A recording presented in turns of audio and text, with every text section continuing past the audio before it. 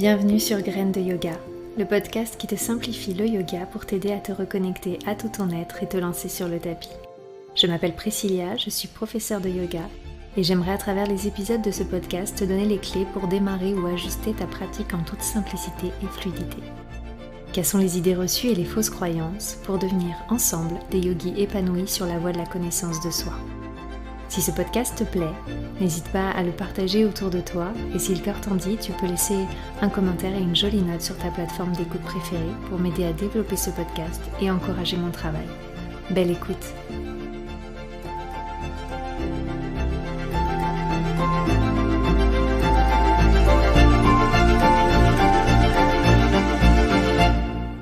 Hello, bienvenue sur ce nouvel épisode, j'espère que tu vas bien. On se retrouve aujourd'hui pour un épisode hashtag débutant. J'aimerais aujourd'hui qu'on aborde le léger stress que peut engendrer notre premier cours de yoga et les astuces pour bien se préparer et donc être forcément plus détendu. Si tu n'as jamais franchi le cap d'un cours collectif dans la vraie vie, parce que tu te poses des milliers de questions et que chaque question est un frein supplémentaire au passage à l'action, cet épisode est pour toi. Et si tu pratiques déjà en cours collectif, eh bien cet épisode est aussi pour toi. Il va peut-être évoquer des sensations connues, une sorte de nostalgie qui te donnera le sourire, ou bien juste te préparer peut-être pour un nouveau cours, pour un nouvel endroit, un nouveau studio ou peut-être pour aller en cours avec un nouveau professeur parce que débuter sa pratique de yoga, ça veut aussi dire commencer quelque chose de nouveau et donc tout ça, toute cette nouveauté, ça peut générer ce petit stress comme une forme de rentrée de classe. Je pense que tu vois exactement ce que je veux dire. Alors, pour commencer cet épisode, je voudrais d'abord complètement te déculpabiliser tout de suite. C'est tout à fait normal d'être un peu stressé parce que oui, il y a souvent du stress quand on va à un cours et ça, quel qu'il soit. Hein. Ça peut être le stress d'arriver en retard, le stress d'avoir oublié quelque chose ou tout simplement le stress de la journée.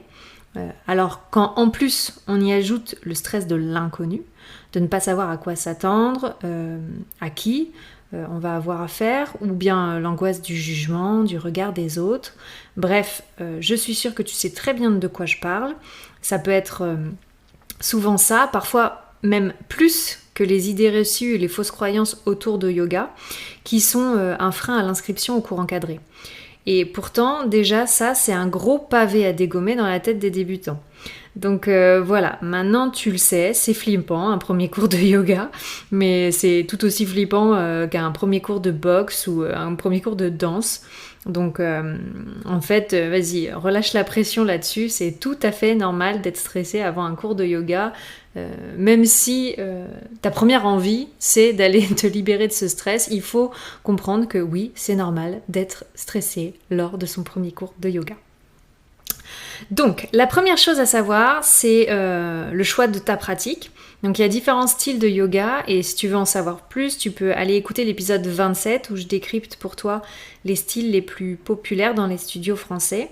Mais en fait, il y en a bien plus. D'ailleurs, si tu vois un style qui t'intrigue et que tu veux en savoir plus, n'hésite pas à me poser la question. Je t'expliquerai avec grand plaisir. Donc une fois que tu as choisi le style qui te plaît et te fait envie, il faut que tu choisisses le créneau adapté à ton planning. Parce que sur ce premier cours, tu vas découvrir un professeur, tu vas découvrir un groupe, un style.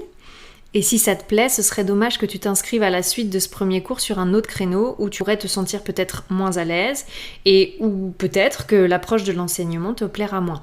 Donc la régularité de toute façon viendra forcément dans le plaisir. Et pour ça, il faut que voilà, tu te sentes bien dans le cours auquel tu vas t'engager sur l'année ou plus.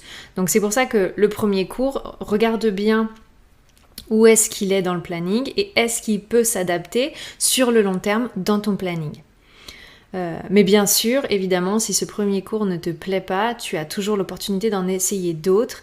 Et après, moi, voilà, ce que je te conseillerais, c'est que si après 10 essais, tu sens que voilà, ça matche pas, ni avec les professeurs du coin, ni les studios te plaisent pas, Soit tu fais une pause dans cette période d'essai, entre guillemets, et tu retentes plus tard, soit peut-être qu'il faut se faire une raison et que le yoga, voilà, c'est pas une approche qui t'appelle pour le moment.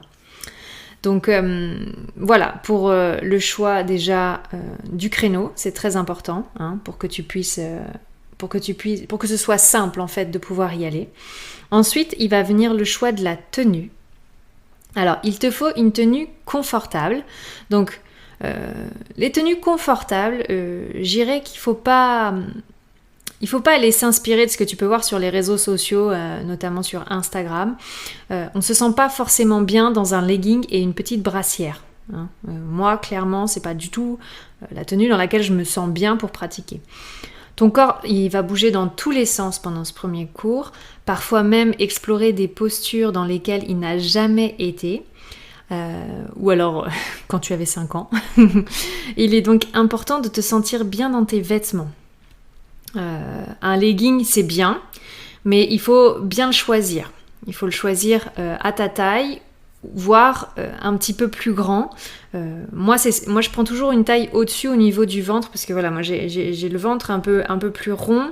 Par exemple, pour les leggings pour femmes, généralement les tailles sont très fines, et donc moi je prends juste une taille toujours en plus. Généralement les leggings sont serrés aux jambes, donc ça tient sur les jambes, mais je prends toujours une taille un peu au-dessus pour le ventre, pour pas avoir constamment à remonter le legging à chaque fois que je me redresse, parce que je faisais ça au début et c'est vrai que c'est insupportable en fait de gâcher, entre guillemets, évidemment c'est entre guillemets, on gâche pas, mais de gâcher un peu sa pratique parce qu'on est obligé d'ajuster ses fringues quoi.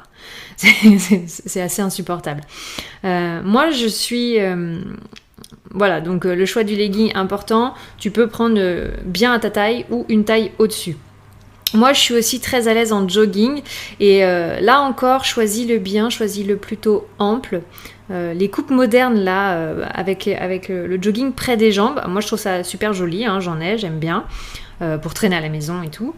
Mais, et puis ça m'arrive d'enseigner dans ce genre de jogging, mais on est beaucoup moins à l'aise pour pratiquer. Parce que généralement, il faut le remonter pour pouvoir monter les jambes, monter les genoux. Donc moi, je les trouve moins confortables pour pratiquer. Donc moi, si tu veux pratiquer en jogging, choisis plutôt un jogging classique. Il y en a des tas d'enseignes sportives. Je sais que mon mari, quand il pratique, c'est plutôt avec un jogging très classique, plutôt ample. Donc moi c'est ce que je préfère et je trouve que le jogging ça bouge moins au niveau du ventre, il y a beaucoup moins l'occasion de l'ajuster.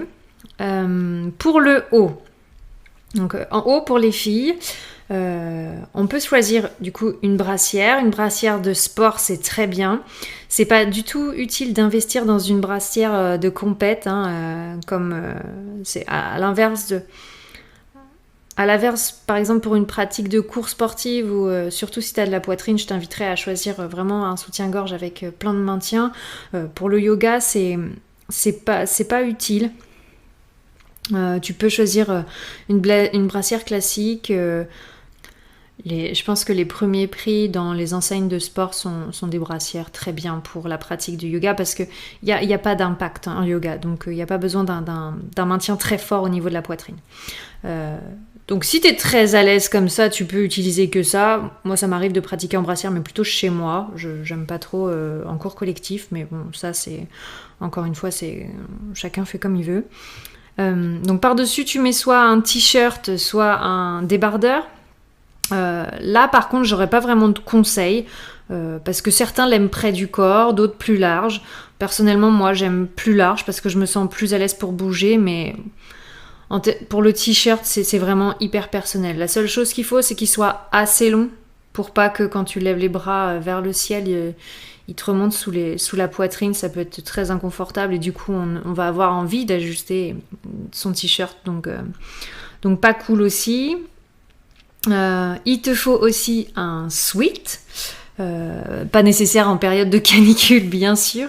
Mais le reste de l'année, je te conseille de garder un sweat pour le début et la fin du cours. Parce que c'est les moments où on est immobile. Et du coup, c'est les moments où ton corps peut très vite se refroidir. Pareil pour les chaussettes. On pratique généralement pieds nus. Sauf si, évidemment, t'es pas du tout à l'aise pieds nus. Il existe aujourd'hui des chaussettes de yoga. Mais bon, honnêtement, je pense que pieds nus, c'est quand même nettement mieux. Sauf si, bien sûr, le studio dans lequel tu pratiques l'hiver, il n'est pas chauffé, mais pieds nus, c'est le mieux. Mais du coup, garde quand même tes chaussettes pour le début et la fin de la pratique, parce que c'est là qu'on se refroidit. Et généralement, le corps évacue la chaleur par les extrémités, donc les mains, les pieds et le sommet de la tête. C'est d'ailleurs pour ça, je pense que tu le savais, mais au cas où tu ne le savais pas, c'est pour ça qu'en hiver, on met des chaussettes plus chaudes, des gants et un bonnet, pour éviter que la chaleur s'évacue trop vite. Pour les matières, je vais te proposer et te conseiller d'opter pour des matières naturelles, le coton et le lin. Pour des raisons bien sûr écologiques. 2, pour la transpiration.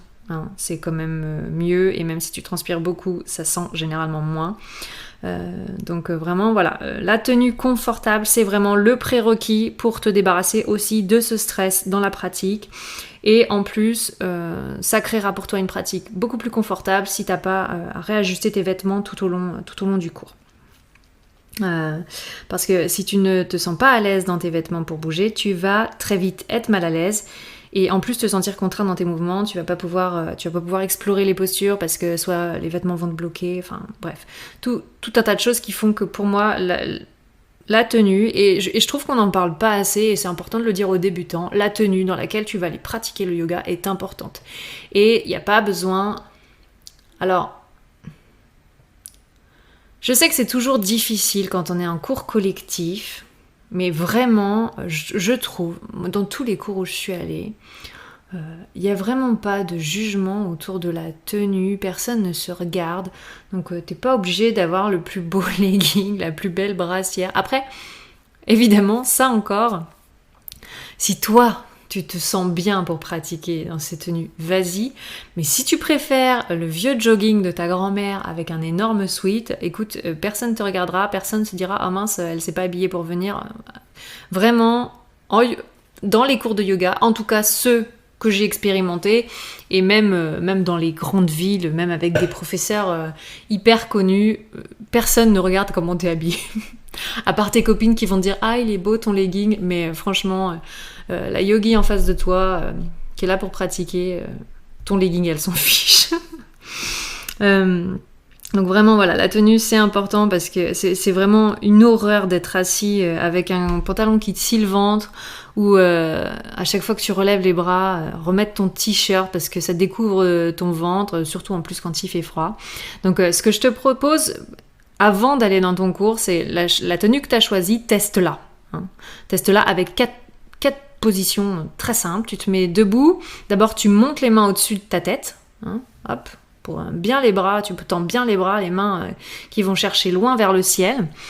Donc là, tu observes si ton t-shirt bouge pas, si ton ventre se découvre pas. Ensuite, tu te penches vers l'avant et tu relâches complètement ta tête vers tes pieds.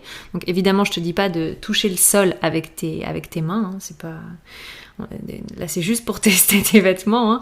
Donc voilà, tu te relâches complètement. Tu vois si ton t-shirt, justement, il découvre pas ton dos.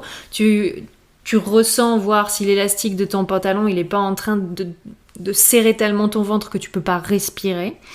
Et les 2 autres postures, ça va être plutôt au sol. Donc tu t'assois en tailleur. Tout simplement, donc le tailleur comme à l'école, tu mets tes pieds sous tes genoux, hop, t'observes si t'as pas besoin de relever ton pantalon quand tu t'assieds en tailleur. Et ensuite, tu te mets sur les genoux pour voir si ça te dérange pas au niveau des genoux, si c'est pas trop serré, si c'est pas trop serré au niveau des chevilles. Et si dans ces 4 postures, tu es totalement confortable, c'est gagné, t'as trouvé ta tenue pour ton premier cours de yoga. Ensuite, pour le matériel, alors si le studio n'est pas du tout équipé, parce que si le studio est équipé, on ne te prend pas trop la tête. Mais si le studio n'est pas du tout équipé, il te faut un tapis de yoga. Donc ma recommandation, ce serait pour généralement les pratiques les plus classiques, ce serait un tapis antidérapant et 4 mm d'épaisseur. C'est pas la peine de faire trop gros parce que si tu choisis une pratique comme le Hatha ou le Vinyasa, le problème c'est que tu vas jamais trouver l'équilibre justement dans les postures qui vont en demander. Après, évidemment, si tu as déjà un tapis chez toi, prends celui-ci, n'investis pas pour un cours découverte. Hein. Mais vérifie tout de même qu'il y a un côté antidérapant entre le tapis et le sol. Pas toi et le tapis, mais entre le tapis et le sol. Il ne faut pas que ton tapis glisse sur le sol, c'est hyper dangereux. Ensuite, ce que tu peux amener à ton cours de yoga, c'est une petite serviette. Donc, pas obligé de prendre ton drap de plage, hein, vraiment une petite serviette de bain, c'est très bien. Pour tout un tas de raisons, je recommande la serviette pour démarrer. Alors, 1, parce que en cas de transpiration excessive, bien sûr, ça peut servir. 2, parce que si tu n'adhères pas bien à ton tapis, tu peux la placer sous tes mains à l'avant de ton tapis pour moins glisser. Notamment dans la posture du chien tête en bas qu'on répète souvent et plusieurs fois. Et c'est la pire posture quand on glisse sur son tapis, quand on a les mains et les pieds qui glissent. C'est vraiment, c'est une posture infernale et comme on la fait beaucoup sur le tapis, ça peut très vite te dégoûter. Hein. Et le troisième côté utile, c'est que tu peux la plier pour t'asseoir dessus dans les postures où on est assis au sol.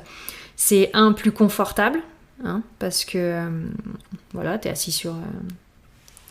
T'es assis sur un support, donc ça évite d'emmener un coussin, hein, t'as ta petite couverture. Moi, des fois, je le fais même avec mon sweat, mais voilà, avec ta petite serviette, bim, sous les fesses, t'es plus confortable. Donc, pour les postures en tailleur, par exemple, de début et de fin de pratique.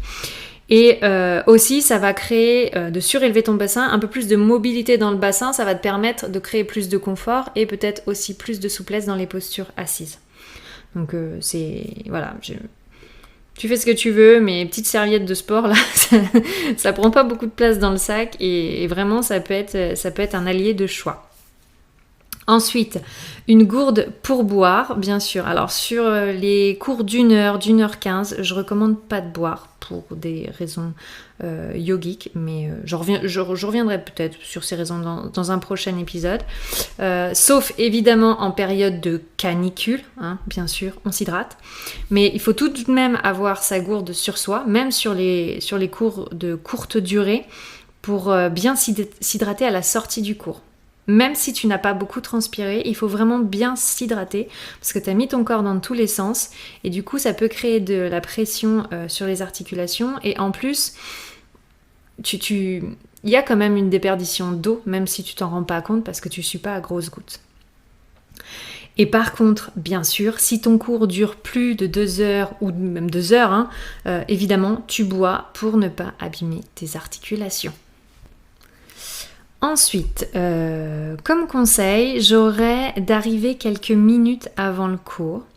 Alors, pas un quart d'heure évidemment, hein, parce que tu risques de poireauter, mais juste le temps de te présenter au professeur, de lui indiquer si tu as une pathologie ou une blessure récente, hein, et de l'avertir peut-être aussi que c'est la première fois que tu assistes à un cours. Ça lui permettra peut-être de détailler certaines choses et ça lui permettra, pour les blessures, de pouvoir ajuster les postures à ton cas particulier si besoin. Et ça, en plus, d'aller te présenter avant que tout le monde soit installé dans la salle. Généralement, les professeurs sont assez disponibles. Enfin, j'ai eu l'occasion d'avoir plusieurs professeurs qui sont assez disponibles en début et en fin de cours pour pouvoir discuter. Et donc, moi, je te conseille, lors de ton premier cours, d'aller te présenter. Alors, hein, évidemment, c'est jamais une obligation. Tu peux être très timide. Mais justement, si tu es très timide et mal à l'aise, ça évitera qu'il te pose la question une fois tout le monde installé sur les tapis, parce qu'il va se dire, tiens, je ne connais pas cette tête. Il va te dire, bonjour, comment t'appelles-tu ? Est-ce que tu as déjà fait du yoga, tu vois ? Donc, je pense que si tu vas te présenter, au moins c'est dit, c'est fait. T'auras pas à te présenter devant tout le monde. Donc, ça peut... Voilà, Moi, je me rends compte que certainement par timidité, il y a peu d'élèves qui viennent me voir en début de cours pour me parler de leurs problèmes. C'est souvent à la fin, quand ils sont détendus, que j'entends souvent « Ah, j'ai mal au dos depuis quelques semaines, mon genou, c'est un peu compliqué. » Et vraiment, c'est dommage d'attendre la fin quand on peut plus adapter. Je me rends bien compte que quand je pose la question en début de cours, généralement, que voilà, tout le monde s'installe, est-ce que tout le monde va bien ? Ah ben, en début de cours, tout le monde va toujours très bien. Alors, je suppose bien sûr que c'est normal. Il doit y avoir la pudeur d'exposer ses petits problèmes devant le groupe. Mais c'est pour ça, du coup, que n'hésite pas au début du cours à aller poser tes questions, à exposer tes petits soucis. Évidemment, tu racontes pas, tu fais pas toute ta biographie. Tu dis, voilà, j'ai mal au genou, ou j'ai eu un accident il y a 5 ans, c'est difficile pour moi de plier le bras. Voilà. C'est un gain de temps pour toi, pour le cours, et ça évite de t'exposer à des questions lors du cours, ou bien à devoir cacher un problème qui pourrait causer du tort à ta pratique. Donc voilà, ça ce serait mon autre conseil. Pour justement que tu te sentes plus à l'aise avec le cours, je vais t'exposer vite fait le déroulé d'un cours. Donc c'est souvent la même chose, mais il va de soi que selon ton enseignant, le format du cours, ça pourra changer un peu. Donc une fois tout le monde installé sur son tapis, il y a un temps qu'on appelle recentrage, juste pour calmer l'agitation et le stress de l'arrivée. Donc ça peut être assis ou debout, fréquemment les yeux fermés, où on observe ce qui se passe en nous, donc dans notre corps. S'il y a des tensions, des douleurs, on va dire que c'est la première connexion au corps de la pratique. Ensuite, tu vas avoir l'observation du souffle, ou comment l'air circule dans ton corps, c'est ce qu'on appelle la conscience du souffle. Selon la personne qui te guide durant cette pratique, tu peux être invité à déposer une intention sur ta pratique. Pour en savoir plus sur ce qu'est une intention, tu peux écouter l'épisode 18 où je détaille ce que c'est que l'intention, qu'on appelle Sankalpa dans la pratique de yoga. Et pour ouvrir le cours, peut-être qu'il te sera proposé aussi de chanter le mantra Om. Pour en savoir plus, là encore, j'ai fait un épisode sur le sujet, c'est le numéro 29. Je mettrai évidemment tous les épisodes en détail en description de cet épisode. Après ça, on démarre la pratique posturale. Selon le style que tu as choisi, ça peut diverger, mais si tu as choisi un style plus classique, comme le Hatha ou le Vinyasa, il y aura un court moment d'échauffement pour mettre du mouvement dans tes articulations, puis viendra le temps des postures debout, d'un côté puis de l'autre, et ensuite les postures assises, de nouveau d'un côté et de l'autre, et les postures au sol pour terminer. Tu peux avoir après la pratique posturale un temps de méditation ou de respiration, là encore c'est propre à chaque enseignant. Et pour clôturer un cours, il y a la toute dernière posture qu'on appelle le Shavasana. C'est la posture de relaxation finale. Tu es allongé sur le dos, les membres complètement relâchés et tu fermes les yeux pour plusieurs minutes. C'est pour cette posture que tu peux te couvrir pour ne pas te refroidir. C'est une posture clé dans la pratique du yoga, mais je t'en dirai plus dans un prochain épisode dédié à cette posture. Au terme de ce moment de détente, tu pourras remettre du mouvement, t'étirer, bâiller comme un second réveil et tout en gardant les yeux fermés jusqu'à la fin, venir te rasseoir, généralement en tournant sur le côté droit de ton corps, mais je reviendrai aussi sur les raisons de pourquoi on se relève en tournant du côté droit, certainement dans l'épisode dédié au Shavasana. Donc voilà, tu sais tout pour le déroulé d'un cours et tu as tous les tips importants pour venir avec moins d'appréhension à ton premier cours de yoga. Merci de m'avoir écouté jusque-là. Je te rappelle, si tu ne t'es pas encore inscrit, que je te propose un petit challenge d'automne fin octobre. 5 jours pour comprendre les bases du yoga, c'est totalement gratuit. Une petite vidéo par jour dans ta boîte mail pendant 5 jours pour démystifier le yoga et peut-être pratiquer pour la première fois. Toutes les notes encore seront en description dans cet épisode. Je te souhaite une très belle journée, soirée, nuit et à la semaine prochaine pour de nouvelles découvertes sur le yoga pour devenir tous ensemble des yogis plus épanouis grâce à plus de compréhension. Namasté!